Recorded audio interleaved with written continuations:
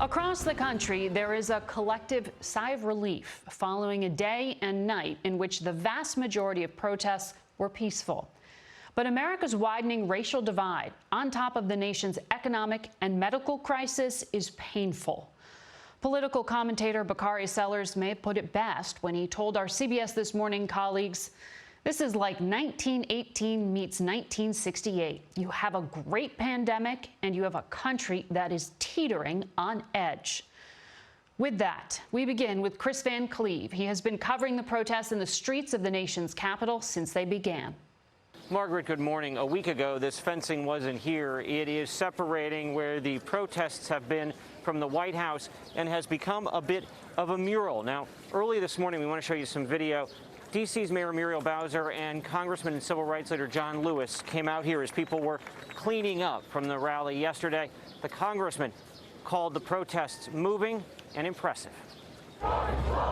Washington, D.C. besieged by peaceful protest. Huge crowds marched from the Capitol and the Lincoln Memorial, flooding the streets outside the White House, unified in the message painted on the road below their feet: Black Lives Matter. We just want justice. We just want to stop being killed. Protests nationally were large and generally peaceful, but it remained tense in Portland, Oregon. After police gave orders to disperse overnight, officers were seen forcing people back with batons.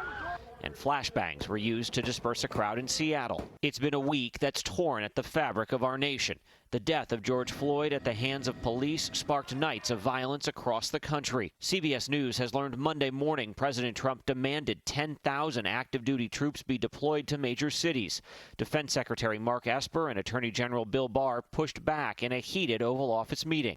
Hours later, this moment, as police in riot gear moved peaceful protesters for a presidential photo op. 7 p.m. Saturday, and what a difference a week makes. Gone are the officers in riot gear, replaced by a sea of peaceful demonstrators with a serious message.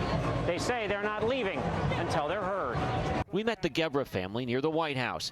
It was 11-year-old Izana's idea to come. We need to bring attention to these black people dying for no reason. And throughout this country, a difficult conversation about race, even between protesters and police. We're here to listen.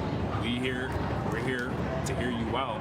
And, I absolutely commend what you're doing. And I want more than for you all to hear me out. I want systemic change.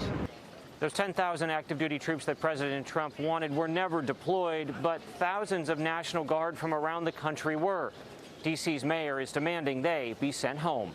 Margaret?